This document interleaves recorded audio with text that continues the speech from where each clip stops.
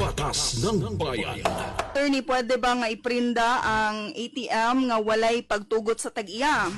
Gisalig manggod sa akong amiga sa ang iyang ATM sa iyang ka-live-in, pero giprinda ni sa iyang ka-live-in ngadto sa laing tawo. O ikaduhang pangutana, aduna ba'y tulubagon ang giprindahan sa ATM kung dili niya ibalik ngadto sa tag-iya?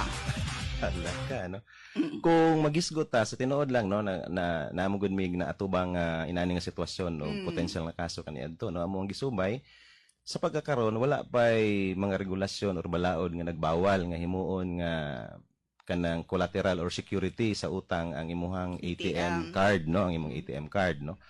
Sa laktod pakistorya, kung magkasinabot mo sa tagya sa kwarta sa imong gihulaman dayon himuon nga garantiya ang imong ATM card, pwede nimo nga ibilin para nga masiguro sa nagpahulam sa kwarta nga dunay gid siya madawat nga bayad kada bulan pinaagi sa pagtransact sa machine, no, nga didto ipasuksok na imong ATM card, no, para mabayaran ang imong installment payment sa kada bulan.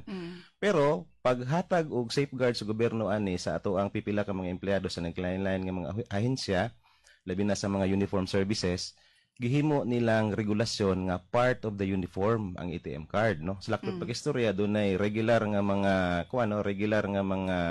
inventory sa ilahang mga tao, apil subayon kung asa ang ilang ATM card kay nganuman nga wala man nila dala sa panahon sa ilahang kanang formation, no.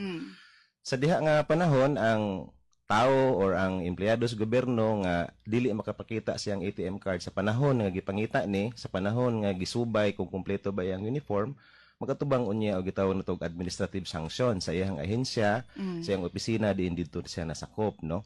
Now, kung magiskot pud ta og pagprinda sa ATM nga walay pagtugot sa tag-iya, bawal na, no. Kinahanglan nga dunay kinatibuk-an or full consent nga ihatag ang tag-iya sa ATM card para nga mamahimong balido ang pagtugyan aning ihang ATM card ngadto sa laing tao, no.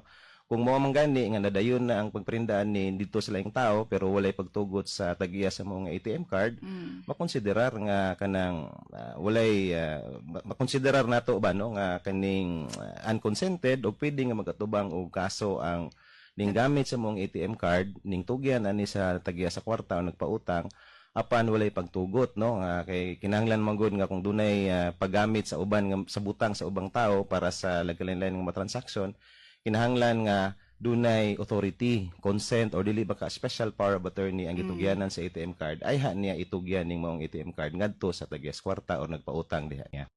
Batas ng Bayan. Attorney,